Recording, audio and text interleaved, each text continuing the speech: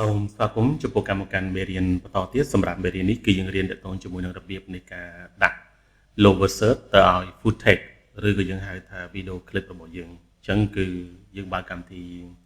Adobe Premiere មកហើយយើង click បើកទៅលើ media ណាមួយយើងចង់បើកឥឡូវឧទាហរណ៍ខ្ញុំបើកលើនេះចុះខ្ញុំ click លើវាមកហើយខ្ញុំយកពាក្យថា create ហើយខ្ញុំយក replay ដោយសារតែវាមានពីមុនហើយខ្ញុំ click លើវាមកគេអញ្ចឹងយើងរងចាំតិចចឹងវាបើកហើយអូខេឧទាហរណ៍ខ្ញុំមានfull text ឬក៏ clip video នេះមួយចឹងខ្ញុំ play វាអូខេហើយខ្ញុំធ្វើការ click លើវាមកខ្ញុំ right click ខ្ញុំយកពាក្យថា unlink ខ្ញុំបបែកសំឡេងចោលឧទាហរណ៍ខ្ញុំអត់ចង់បានសំឡេងទេខ្ញុំ clear វាចោលចុះចឹងគឺខ្ញុំមាន clip video នេះមួយដែលជារូបខ្លាហ្នឹងចឹងគឺខ្ញុំចង់ដាក់ទៅលើ lower search lower search គឺជាអក្សរដែលយើងដាក់នៅខាងក្រោមវីដេអូរបស់យើងដើម្បីបង្ហាញប្រាប់ទៅលើអតិថិជនរបស់យើងឧទាហរណ៍យើងចង់ប្រាប់ថាម៉េចឧទាហរណ៍បើសិនបើវីដេអូ clip នេះជាមនុស្សជាអីយើងប្រាប់ពីទូរទស្សន៍ពីអីមកបើសត្វខ្លាទៅអីចឹងគឺខ្ញុំគ្រាន់តែយក clip វីដេអូនោះដើម្បីឧទាហរណ៍តែប៉ុណ្ណឹងចឹងយើងដាក់បង្ហាញគេមកឧទាហរណ៍ថាហ្នឹងសត្វខ្លាឬក៏សួនសត្វអីផ្សេងមកដើម្បីបង្ហាញទៅដល់អតិថិជនរបស់យើងចឹងនៅពេលយើងបានប៉ុណ្ណឹងហើយគឺយើងមើលខាងនេះវាអត់មានទេយើងចូលទៅកន្លែង window យើងយក window មកយើងយកពាក្យថា essential graphic អញ្ចឹងនៅក្នុង essential graphic ហ្នឹងគឺវាមាន preset ដែលជា lower search ដែលមានសាច់ចឹងយើងគ្រាន់តែយកមកហើយយើងកែតិចតួចគឺយើងអាចប្រើប្រាស់បានយើងមិនបាច់ចាំធ្វើការបង្កើតវាទេអញ្ចឹង click លើវាមកអូខេអញ្ចឹងយើង click គឺយើងបើកឃើញទេកន្លែងនេះគឺគេដាក់ essential graphic ក្នុងករណីដែលយើងអត់ឃើញឥឡូវឧទាហរណ៍ខ្ញុំបិទអញ្ចឹងទៅវាអត់ឃើញអញ្ចឹងយើងអាចចូលមកកន្លែង window អញ្ចឹងយើងចូលមកកន្លែង window មកយើងយកពាក្យថា essential graphic អញ្ចឹងនៅក្នុងហ្នឹងគឺវាមាន logo search ច្រើនមានច្រើនម៉ូដច្រើនម៉ាកមែនតើអញ្ចឹងគឺយើងគ្រាន់តែយកគំរូសាច់យកមកប្រើប្រាស់ហើយយើងកែទៅតាមរូបឬក៏ទៅតាមតួអង្គនៃ clip video របស់យើងអញ្ចឹងយើង click ទាញវាមកឧទាហរណ៍ខ្ញុំយកនេះមួយប្រើអញ្ចឹงនេះគេដាក់ថា classic logo search one line អញ្ចឹងយើង click ទាញដាក់ចូលក្នុង timeline របស់យើងអូខេអញ្ចឹងយើងមើលហើយខ្ញុំ play វាអូ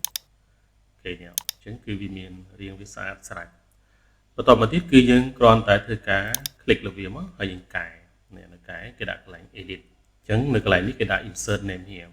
អញ្ចឹងគឺយើងបញ្ចូលឈ្មោះអញ្ចឹងឧទាហរណ៍នៅកន្លែងនេះខ្ញុំចង់បញ្ចូលឈ្មោះគេឥឡូវខ្ញុំដាក់ថាសត្វខ្លាយើងសរសេរខ្មែរក៏បានអង់គ្លេសក៏បានតាមចិត្តរបស់យើងឥឡូវខ្ញុំដាក់ថាសត្វខ្លាអូខេសត្វខ្លាដំបងឧទាហរណ៍អញ្ចឹង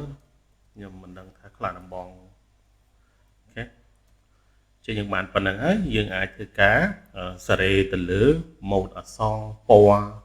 ឥឡូវខ្ញុំ double click លើវាមកខ្ញុំជ្រើសរើស mode អញ្ចឹងនៅកន្លែងនេះយើងមើល mode អក្សរដែលយើងចង់ដាក់គេខ្ញុំដោយសារយើងសរសេរខ្មែរខ្ញុំដាក់ខ្មែរមកយើងដាក់នេះខ្លាដំបងអូខេយើងមើលគេដូរពណ៌វាយើងដាក់ពណ៌អីដែលយើងចូលចិត្តខ្ញុំ double click ខ្ញុំដាក់ពណ៌វាមកនេះវាអត់ស្អាតដាក់ពណ៌សវិញទៅដែរអូ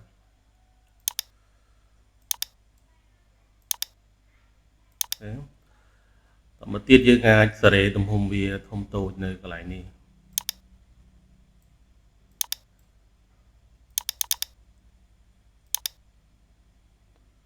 ដាក់ប៉ុណ្ណឹងទៅយើងអាច align ឆ្វេង align ស្ដាំតាមចិត្តរបស់យើងហើយនេះទីតាំងរបស់វាយើងអាចសារ៉េទៅលើ opacity ចង់ឲ្យវាច្បាស់ខ្លាំងឬក៏ខ្សោយគឺយើងអាចសារ៉េនៅកន្លែងហ្នឹងហើយបន្តមកទៀតគឺតកតងមួយ save អញ្ចឹងខ្ញុំចូលមក save click លើ save ហ្នឹងមកអានេះយើងអាចសារ៉េទៅលើអានេះ opacity នេះយើងចង់អានេះវាបើយើងពិនិត្យមើលវាច្បាស់ពណ៌ខៀវនេះវាច្បាស់ខ្លាំងមកដល់ទៅនេះវាខ្សោយយើងអាចសារ៉េទៅលើដៃរបស់វានេះយើងទាញដាក់ចង់ឲ្យវាច្បាស់ទៅណាគឺយើង click ទាញវាមកឥឡូវដាក់ប៉ុណ្ណឹងចុះហើយយើងអាចធ្វើការដូរពណ៌វាឥឡូវដាក់ពណ៌វាយើងក៏ហមដើម្បីមើលឧទាហរណ៍អញ្ចឹងនេះវា apply យើងចង់ដាក់ stroke click លើវាមកនេះយើងចង់យក stroke ហើយយើងអាចសារ៉េទៅលើទំហំ stroke ដែលយើងចង់បានឥឡូវខ្ញុំដាក់4អូខេ ទៀតដាក់4ហើយ enter ហើយយើងអាចសេរីពណ៌វានឹងចង់ដាក់ពណ៌អីគេគឺយើងសេរីពណ៌ហ្នឹងមកអញ្ចឹងយើងអាច play មក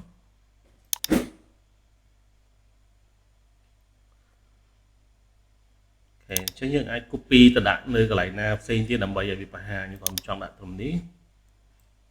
អញ្ចឹងពេលវីដេអូ play មកកន្លែងនេះមកគឺវានឹងធ្វើការបង្ហាញអូខេឥឡូវខ្ញុំធ្វើការលុបវាចេញខ្ញុំចូលទៅរកមួយទៀតអញ្ចឹងខ្ញុំ clear ចោល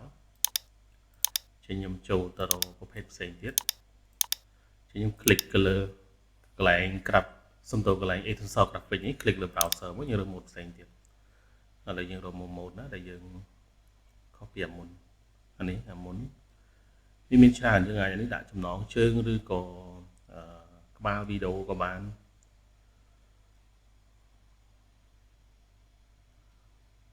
អូខេឥឡូវឧទាហរណ៍យកនេះអញ្ចឹងខ្ញុំទាញដាក់ចូលនៅក្នុង timeline របស់យើងអានេះវាតាក់ទងជាមួយនឹង font មានភាសា font នៅក្នុងកុំព្យូទ័ររបស់ខ្ញុំវាអត់មានដូចអាហ្នឹងខ្ញុំ clear ចោលខ្ញុំរកមើលប្រភេទផ្សេងទៀត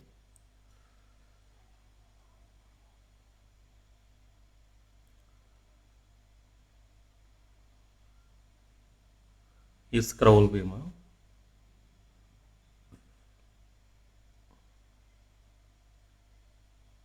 ខ្ញុំយកនេះចុះខ្ញុំទាញមកអូខេចេញ play ដើម្បីមើលអញ្ចឹងនៅកន្លែងនេះគឺយើងអាចធ្វើការសេរីដូចលើមុនដែរយើង click លើវាមកយើងចូលមកកន្លែង edit នៅកន្លែងនេះគេដាក់ insert name here បញ្ចូលឈ្មោះនៅកន្លែងនេះមកឥឡូវយើងចង់ដាក់អីគេឥឡូវឧទាហរណ៍នៅកន្លែងនេះខ្ញុំដាក់ឈ្មោះសួនសត្វខ្ញុំឧទាហរណ៍អញ្ចឹងឧទាហរណ៍ខ្ញុំដាក់ថាសួនសត្វរីករាយឧទាហរណ៍អញ្ចឹងដាក់អីក៏បានតាមចិត្តរបស់យើងដើម្បីបង្ហាញទៅដល់អតិថិជនរបស់យើងសួនសត្វរីករាយអូខេបន្តមកទៀតគឺយើង double click លើវាមកដើម្បី select all ហើយយើងចូលមកធ្វើការសេរីទៅលើ mode font ដែលយើងចង់ដាក់ឥឡូវខ្ញុំដាក់ទៅលើ font នេះគេអូខេនេះខ្មែរមូលហើយពណ៌យើងរើសពណ៌ដែលយើងចង់ដាក់មកដាក់ពណ៌នឹងសាក់មើលទេហើយនៅខាងក្រោមនេះយើងចង់កែវាឥឡូវខ្ញុំចង់កែដាក់អីគេនេះខ្ញុំដាក់ថាខ្លាដំបងអញ្ចឹងទៅអូខេខ្លាដំបងអូខេហើយយើងសម្បុក click យើងរកមើល mode អក្សរដែលយើងចង់ធ្វើការ apply ហ្នឹង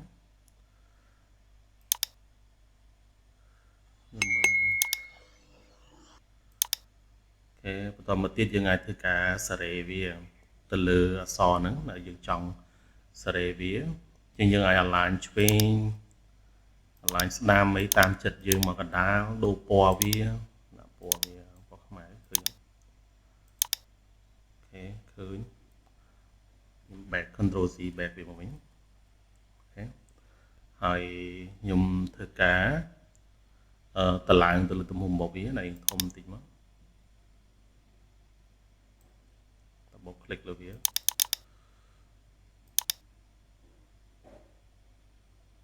គេប៉ុណ្ណឹងចុះហើយបន្តមកទៀតអានេះអក្សរតទៅនឹងភាសាអង់គ្លេសនឹងវាងាយស្រួលរបៀបទៅ save វាអូខេយើងអាចពរិចវាឧទាហរណ៍យើងចង់ឲ្យវារីកធំអីគឺយើងអាចសេរីវានៅកន្លែងហ្នឹង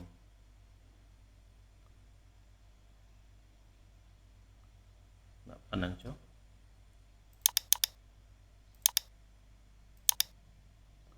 ប៉ុន្តែបើយើងមើលទៅនេះវាខ្ញុំអូសវាបន្តិចអូខេយើងមើលសិនអ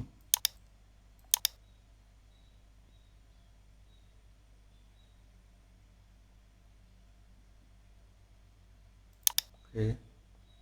ខ្ញុំចុច control C back វាមកវិញសិនអូខេដាក់ប៉ុណ្ណឹងបងលេវា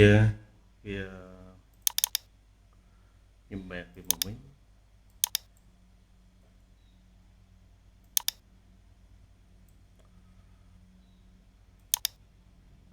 ហើយអានេះ save អញ្ចឹងយើងចូលមក save យើងអាចដូរពណ៌ save របស់យើង